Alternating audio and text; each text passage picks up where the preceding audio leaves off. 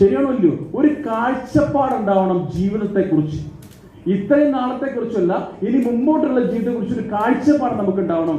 ആ കാഴ്ചപ്പാടിൽ നമ്മുടെ ലൈഫ് എങ്ങനെയായിരിക്കണം, നമ്മുടെ കുടുംബം എന്തായിരിക്കണം, നമ്മുടെ മക്കൾ എന്തായിരിക്കണം, അച്ഛനമ്മമാരെ എങ്ങനെ നോക്കണം, എങ്ങനെയുള്ള വീട്ടിൽ താമസിക്കണം, എങ്ങനെയുള്ള വാഹനം നമുക്ക് യൂസ് ചെയ്യണം, ഏത് പ്രൊഫൈൽ നമ്മൾ ജീവിക്കണം എന്നുള്ളൊരു കാഴ്ചപ്പാട് നമ്മുടെ ഉള്ളിലേക്ക് ആദ്യം വരണം എന്നുള്ളതാണ്.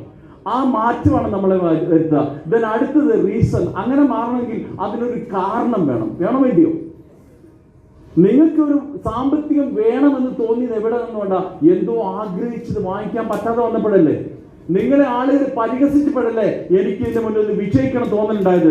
നിങ്ങൾക്കൊരു കാരണം വേണം. നിങ്ങളെ ആളുകൾ കുറ്റപ്പെടുത്തിയിട്ടുണ്ടെങ്കിൽ, ഒരിക്കലെങ്കിലും പണമില്ലാത്തതിന്റെ പേരിൽ നിങ്ങളെ ഒരാൾ മാറ്റി നിർത്തിയിട്ടുണ്ടെങ്കിൽ, നിങ്ങളെ ഒരാൾ അവഗണിച്ചിട്ടുണ്ടെങ്കിൽ, അതൊരു കാരണമായി നിങ്ങൾ എടുക്കണം. അവരുടെ മുന്നിൽ വിജയിക്കാൻ ഈ ഓപ്പർച്യൂണിറ്റി നിങ്ങളെ സഹായിക്കും. അങ്ങനെ ഒരു കാരണത്തിൽ വന്നെങ്കിൽ മാത്രമേ എടുക്കുകയുള്ളൂ. വെറുതെ കിട്ടിയിട്ട് കാര്യമില്ല. ശരിയാണല്ലോ?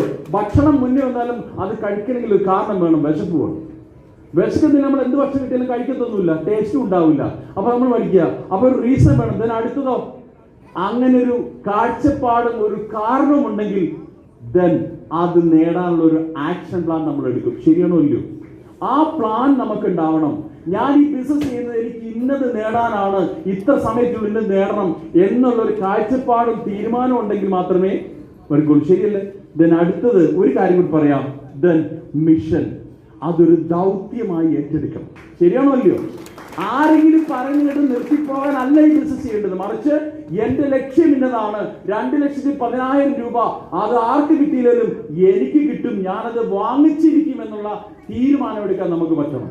ആ തീരുമാനം ഇനി തുടക്ക സമയത്ത് ഞാൻ എന്നെ മോട്ടിവേറ്റ് ചെയ്തൊരു കാര്യം പറയട്ടെ. ഹലോ, പിടിച്ചു നിൽക്കണ്ടേ? കളിയാക്കുന്നതിന് മുന്നിലേക്ക് ഞാൻ പിടിച്ചു നിന്നിട്ട് കാര്യമുള്ളൂ. ഞാൻ ജോലി തുടങ്ങിയ സമയത്ത് മാസം 10,000 രൂപ ശമ്പളത്തിൽ ജോലി ചെയ്യുന്ന ഒരുപാട് പേരുണ്ട്. ശരിയല്ലേ? ഇപ്പോഴും ഉണ്ട് അങ്ങനെ 10,000 രൂപ ശമ്പളം മേടിച്ച് ചെയ്യുന്നത്. ഞാൻ ചിന്തിച്ചത് ആഴ്ച 2 വിടും. ഈ 10,000 രൂപ വരുമാനമുള്ളവർ ഒരു 2,10,000 രൂപ കിട്ടണമെങ്കിൽ എത്ര നാളെ പണിയെടുക്കണം? കണ്ണൂരത്തെ കണക്ക് എങ്ങനെയാ? ഹലോ, എത്ര വേണ്ടി വരും?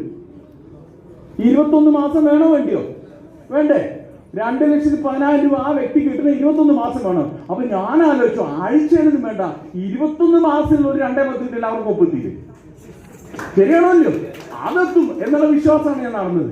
ആ തരത്തിലാണ് വിശ്വസിച്ചത്. കാരണം നമുക്ക് നമ്മളെ മോട്ടിവേറ്റ് ചെയ്യാൻ, പിടിച്ചു നിൽക്കാൻ വേണ്ടിയതാണ്. പക്ഷെ ചിന്തിക്കണം, 2018 ആദ്യത്തെ സീലിംഗ് കഴിച്ചു. 30 വർഷം ഏതാ? എല്ലാ ആഴ്ചയിലും കിട്ടിയിട്ടൊന്നുമില്ല. തൽക്കാലം ഇപ്പൊ 36 കോടിയിൽ 12% കിട്ടിയിട്ടുള്ളൂ. ജീവിച്ചു പോകാം. ഹലോ, പിന്നെ കഴിഞ്ഞ ആഴ്ച 2,10 അത്ര എനിക്കറിയത്തുള്ളൂ. നമ്മൾ